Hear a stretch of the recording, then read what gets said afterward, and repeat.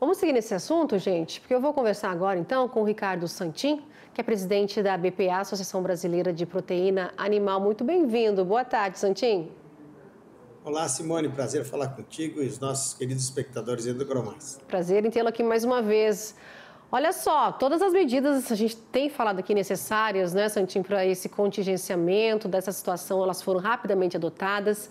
A gente viu aí o ministro Carlos Fávaro falando, né, em relação ao foco de Montenegro, que está contido. Hoje, então, já é o 5º dia útil, né, após ter tudo ser descontaminado lá, esse processo todo. Enfim, a gente viu a grande BH, esse caso detectado mais em aves ornamentais, o Estado, então, decretando situação de emergência sanitária animal. Monitoramento, ações preventivas, tudo ocorrendo nos estados. A gente viu aqui também agora Santin, no zoológico de Brasília, o governador aqui do DF, o Ibanez, fechou temporariamente, não é, o zoológico porque 2 aves, um pombo e uma ave foram encontrados mortos. Então, até esse caso ser analisado, o zoológico de Brasília está fechado. E eu te pergunto, como é que vocês estão avaliando, não é, a partir de Montenegro, não é, essas questões todas? A gente viu aí mais um caso em investigação, numa grande comercial em Antagorda, no Rio Grande do Sul. Como é que vocês estão avaliando essa grande comercial em específico aí em Antagorda? Bem, Simone, é importante lembrar para o nosso espectador que isso é uma investigação de síndrome respiratória das aves. Não é investigação se tem influenza ou não tem influenza. Influenza aviária hoje é a que está na moda, mas são feitas regularmente, através dos inquéritos anteriores eram feitas igualmente investigações chamadas investigação ativa e a chamada investigação passiva, quando morre um animal e você vai verificar do que ele morreu. A investigação hoje é de síndrome respiratória, que pode ser pneumonia, pode ser asma, pode ser alergia, pode ser bronquite, pode ser outras influenzas que não a influenza aviária que mata as aves. A ave é um ser vivo, então ela está sendo sempre testada pelos vírus que estão na natureza. A infelicidade é que hoje esse vírus chegou no Brasil, chegou na América Latina, antes não existia e agora está aqui. Então a gente precisa fazer isso. Mas a gente sai desse episódio muito mais forte. Essa investigação que está sendo feita em aves comerciais lá no Rio Grande do Sul, é bem provável também que ela reproduza outro evento que teve recentemente em outro estado, que foi uma falha de equipamento de uma fornalha de aquecimento, já que a frente fria está chegando no Rio Grande do Sul, e são as primeiras vezes, e aí funciona o nosso sistema. O que a gente está mostrando para o mundo é que funciona o sistema. Mas também precisa posicionar, Simone, que de 2023 para cá, quando chegou a primeira vez o vírus da influenza aviária em aves silvestres, as aves costeiras, aquáticas, no litoral do Brasil, já foram feitos mais de 3.900 testes e a maioria deu negativo.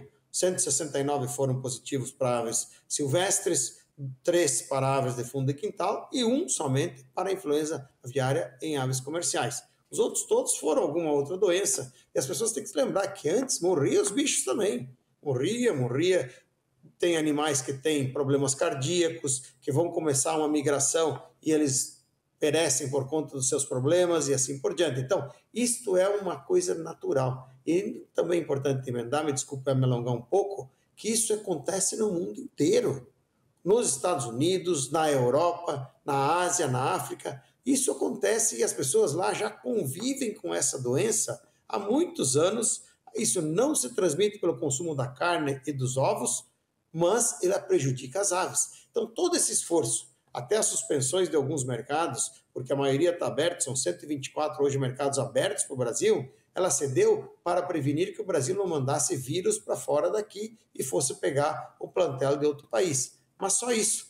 O resto do mundo já convive com essa doença e no Brasil nós vamos ter que agora aprender a conviver com ela em aves silvestres. Estando longe da produção comercial, está garantido que a gente vai ter a segurança alimentar na mesa dos brasileiros e ainda ajudar na segurança alimentar do mundo afora. Aguardar então esse resultado dessas investigações aí, quando a gente fala de síndrome respiratória, né, o Santinho, que pode ser qualquer coisa, como você falou, não é? Né, dessa doença que pode afetar aí, no caso, a ave. Agora, você falou 124 mercados abertos para compra aí da proteína aqui do Brasil, outros fechados, né? A gente sabe muito bem o motivo, não é?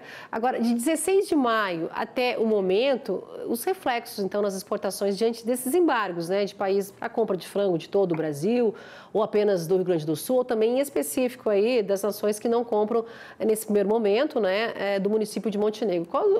Temos aí os impactos ou são muito pontuais, pequenos ainda, quando a gente fala no resultado aí das exportações?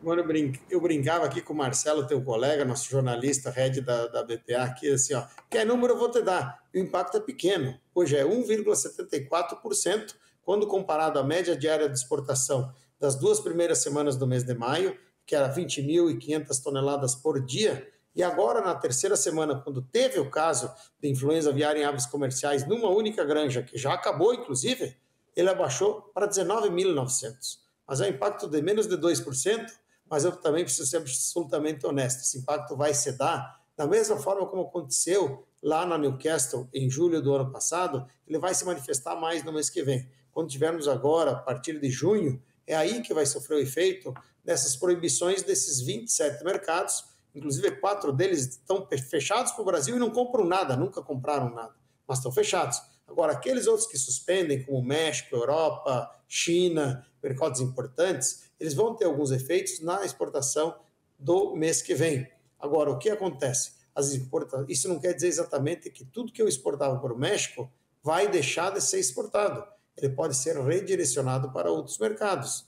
Tudo que eu exportava para a África do Sul, ele não vai ficar no Brasil, não, ele pode ser reexportado para outros mercados e assim por diante. E quando olhamos também, quando falamos em impacto, a gente tem que ver o tipo de produto que vende. Eu vendo para a China especialmente asas e pés. Eu vendo para a África do Sul CMS, miúdos e pés e patas. Isso não impacta diretamente no aumento de oferta de carne no mercado interno.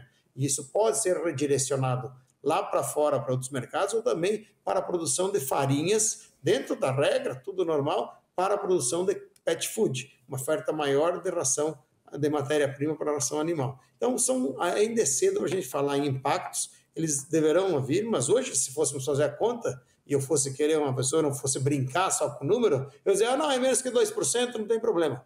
Mas no mês que vem vai ter um impacto um pouco maior, que a gente ainda não sabe calcular por conta do redirecionamento de algumas dessas cargas.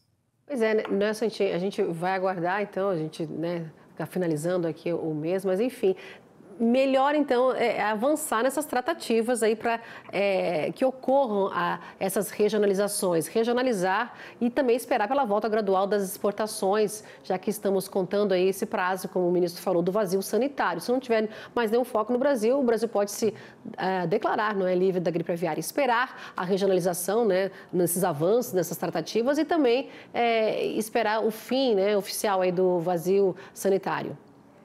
Sem dúvida, o ministro Fávaro, inclusive, que você coloca aí, tem feito um trabalho irreparável. Todo dia ele tem trabalhado. Nós tínhamos preparado isso antes. Eu acompanhei o ministro junto com o secretário Luiz Rua e o secretário Goulart, que nunca pouparam esforços de ir lá tentar negociar antecipadamente. E agora tenho falado diariamente com o secretário Rua e o secretário Goulart, que tem nos posicionado, nos orientado como setor, mantido um fluxo de informações muito fluido e mandado informações para o mundo para essas negociações. Aliás, a nossa diretora técnica, que está lá na Assembleia Geral da Organização Mundial de Saúde Animal, antiga OIE, ela disse que o Brasil foi elogiadíssimo lá pela qualidade das informações que saíram do Departamento de Saúde Animal. O doutor Marcelo Mota foi para o Rio Grande do Sul, junto com o secretário Márcio Madalena, prepararam o pacote de informações do que foi feito e recebemos elogios lá. O secretário Goulart e o Rua receberam elogios da qualidade das informações. Então, essa negociação hoje é diária. O Rua e o Goulart juntos estão ligando, estão mandando carta. O nosso Ministério das Relações Exteriores tem sido, denudado em levar com rapidez, via embaixada, via didância ao setor comercial das embaixadas, as informações para o mundo inteiro. Não é à toa que a gente ainda já tem hoje 124 mercados abertos, dos 5 maiores mercados, 3 estão abertos, porque eles confiaram nas informações do Brasil. E eu tenho certeza, Simone, desse episódio nós vamos sair mais fortalecidos como Brasil, como sistema, como setor produtivo e continuar com o protagonismo do Brasil como o maior exportador mundial. Brasil mais fortalecido, e a gente vê também essa corrida aqui dos nossos parlamentares, né, do Congresso, né, na criação, né, do Fundo Nacional de Defesa Agropecuária, né, para ajudar aqueles produtores que tiverem então que eliminar, né, a gente viu só esse episódio no Rio Grande do Sul, 17 mil frangos abatidos, mas enfim, esse Fundo Nacional de Defesa Agropecuária é importante aí para a gente blindar e ajudar os produtores que se tiverem nessa situação aí. Como é que você avalia esse fundo? Positivamente, eu já me manifestei isso junto ao ministro Fávaro, o fundo é absolutamente necessário, seja ele o nacional ou então os estaduais, como teve o exemplo lá do Rio Grande do Sul. O Rio Grande do Sul tem um fundo estadual chamado Fundesa, Fundo de Defesa Sanitária, que tem verbas de cada setor, colocou ao longo dos anos, e é isso mesmo, aquela ação imediata que foi feita lá pela Secretaria da Agricultura e pela Superintendência de Agricultura lá do Rio Grande do Sul, doutora Thaís, doutor Márcio Madalena, a Rosane Colares, quando os caras tiveram que sair de Porto Alegre e ir para lá, com 126 funcionários públicos e oficiais da Brigada Militar para fazer as barreiras sanitárias, isso não precisou passar por um processo de autorização especial, de requisição de diárias ou então de licitação para alugar um carro para poder deslocar uma equipe grande em cima da hora. O fundo foi lá e bancou. O doutor Rogério Kerber, que é o diretor do fundo, pagou porque é para a defesa sanitária. Os fundos estaduais precisam ser feitos e há lugares que não tem o fundo. Então, o Fundo Nacional ele vem em boa hora, ele precisa só conversar, e o projeto de lei é para isso, que está lá na Casa Legislativa, para que ele discuta e converse com as entidades estaduais que já têm fundos, mas é importantíssimo ter isso, para que você tenha agilidade na defesa e tenha, assim, capacidade de cuidar do rebanho. Volto a dizer, o problema e a própria suspensão, Simone, dos países de comprar produtos do Brasil não é por causa da carne. A carne não se transmite. Estados Unidos, ano passado, teve influenza aviária em todo o seu território e os americanos consumiram mais de 15 milhões de toneladas e ainda por cima exportaram 3 milhões e 300 mil toneladas, tendo influenza aviária no seu território. Hoje a Polônia tem influenza aviária e a Europa está comprando da Polônia e consumindo a carne porque ela não se transmite pelo consumo da carne e dos ovos. Mas é preciso cuidar dos rebanhos. Esse vírus, quando chega nas aves, ele mata. As aves de produção industrial, elas perecem. E é por isso que a gente tem que cuidar das aves para que não fiquemos sem comida. Então, essa é a ideia que o fundo vem ajudar a fazer essa conservação, capacitação, para manter o Brasil cada vez mais forte. Ricardo Santin, muito obrigada pela essa conversa hoje aqui com a gente, né? Esses esclarecimentos, a análise. É sempre bom também sempre lembrar, né, que não há risco de contaminação pelo consumo de carne de frango e também de ovos, não é, Santin? Obrigada mais uma vez e até uma próxima oportunidade. Obrigado, Simone. Obrigado ao AgroMais pela oportunidade de falar e encerro sempre dizendo uma coisa. Coma frango, coma ovo, é bom, faz bem, seguro e saudável. É isso aí. Tchau, tchau, querida. Até a próxima. Um abraço, amigo. Outro. Tchau, tchau. 4 horas.